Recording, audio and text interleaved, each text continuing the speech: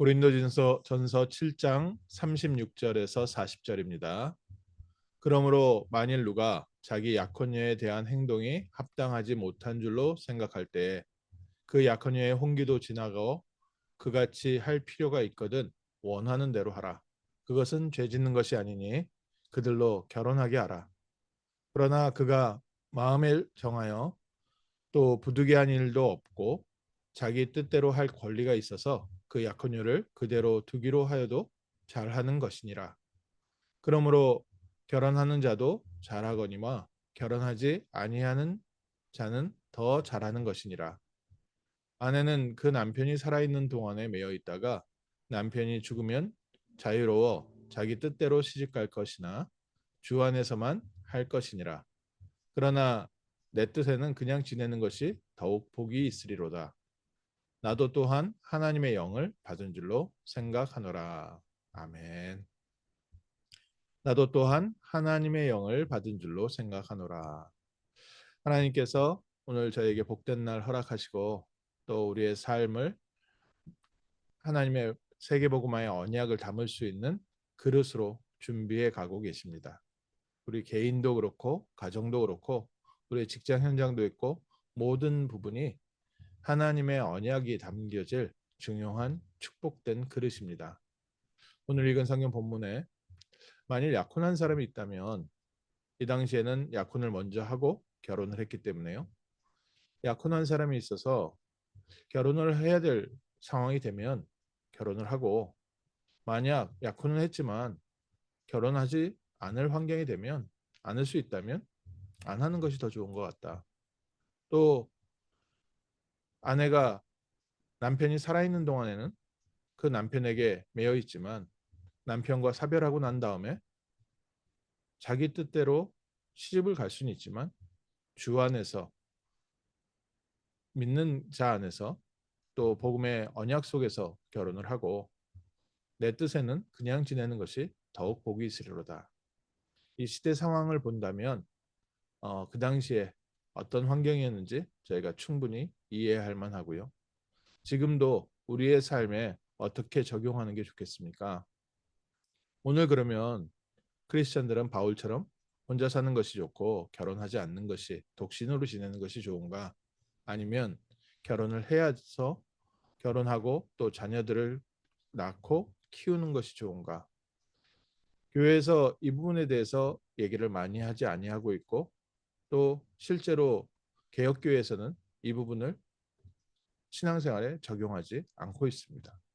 그런데 천주교에서는 이런 부분을 적극적으로 적용을 해서 신부 제도를 두고 또 수녀 제도를 둬서 결혼을 하지 않고 평생 하나님을 섬기고 또 자녀를 갖지 않고 평생 하나님을 섬기는 그런 제도화 시켜놨습니다. 오늘 우리에게는 어떤 의미가 있겠습니까? 지난번에 본 고린도전서 32장에서 35절에서 나와 있는 말씀처럼 우리가 무엇을 하든지 하나님께 영광 돌리기 위해서 우리의 삶을 사는 것이다.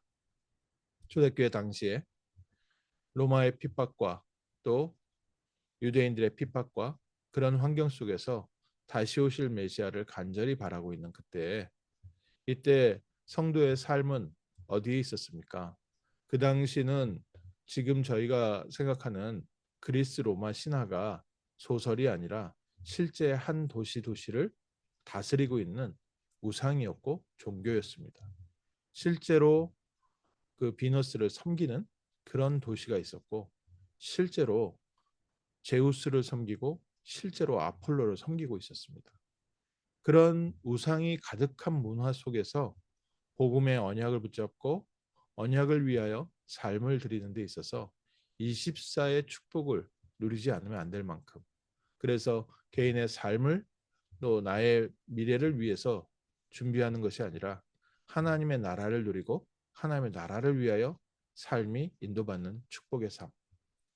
오늘 우리에게는 하나님께서 21세기를 주셨고 21세기 또다시 네피림 시대가 되었습니다. 이 우상이 가득한 시대에 우리가 결혼을 해도 주를 위해서 하고 혼자 살아도 주를 위해서 살고 결혼하지 않는 것이 기준이 아니고 결혼하는 것이 기준이 아니고 우리의 모든 삶에는 하나님의 나라와 하나님의 영광과 하나님의 언약 성취에 하나님의 나라의 일을 위하여 부름을 받았다. 베드로와 같은 경우에는 부인과 함께 다녔다는 기록이 있습니다. 사도들이 사역을 할 때 부인과 함께 사역을 하는 그런 사람이 있었고, 바울처럼 혼자 제 전도자의 팀과 함께 움직이는 사람들이 있었습니다. 누가 맞냐, 누가 틀리냐, 어떤 것이 더 좋냐보다 중요한 것은 하나님께서 우리를 부르신 부름의 삶의 현장에서 하나님을 섬기고 있습니다.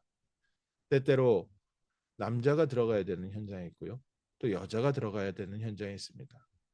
또 어린 학생들이 있는 학교 현장에 있고, 나이 드신 분이 필요한 위로와 또 넓은 그릇이 필요한 현장에 있고, 지혜로운 자가 필요한 현장에 있습니다. 하나님은 우리 각각을 교회를 위한 지체를 삼으시고, 또 하나님이 우리에게 그 현장에 합당한 달란트도 주시고 영적인 육신적인 힘도 주셔서 한 도시를, 또 한 지역을, 한 분야를, 또 한 그룹을 살릴 수 있는 빛의 증인으로 세우신 줄 믿습니다. 오늘 우리에게 그래서 무엇이 필요합니까?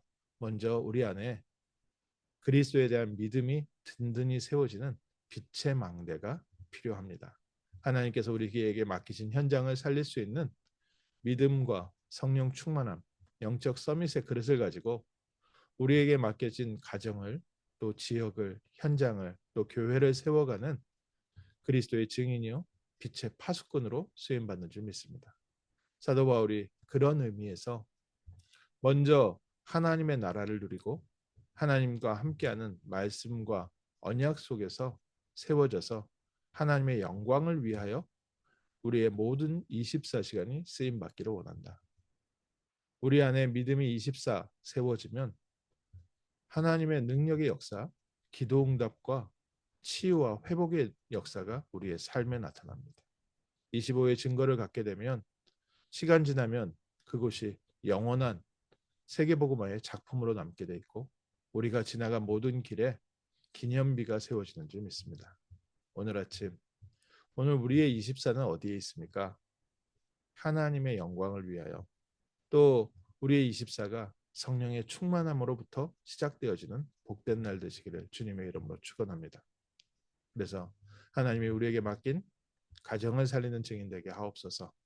또 하나님께서 우리에게 맡긴 산업 현장이 하나님의 나라가 되어지게 하시고, 하나님께서 우리에게 맡긴 귀한 우리 후대들과 우리의 귀한 사람들을 그리스도의 증인으로 세워가게 하시며 교회를 살리게 하옵시고, 무엇보다 아직도 영적인 문제 속에서 고통받고 있는 저 불신자 현장을 살리는 증인 되게 하시고, 또 지금도 복음을 기다리고 있는 네피림병에 시달리고 있는 저들을 치유할 수 있는 증인 되게 하옵소서. 하나님의 나라를 설명할 수 있고 선포할 수 있는 힘 있는 그리스도의 증인 되게 하옵소서. 이 아침에 바울이 누린 성령 하나님의 영을 받은 줄 생각하노라. 오늘 우리가 성령 충만함으로 하루를 시작하는 복된 날 되시기를 주님의 이름으로 축원합니다. 기도하겠습니다.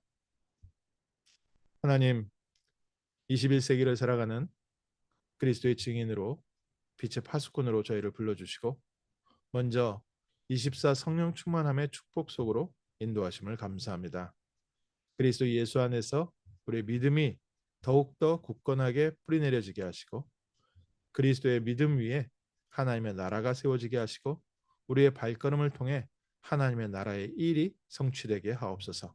오늘 아침 먼저 믿음이 든든하게 세워지는 복된 날, 하나님께서 우리에게 맡기신 귀한 현장에 그리스도의 빛을 비추는 승리의 날 되게 하시고, 어둠 속에 있었던 자들, 또 질병 속에 있었던 자들, 영적인 문제 속에서 눌려있던 자들이 그리스도의 빛 앞으로 나오는 승리의 날, 복된 날 되게 하옵소서. 주 예수 그리스도 이름으로 기도합니다. 아멘.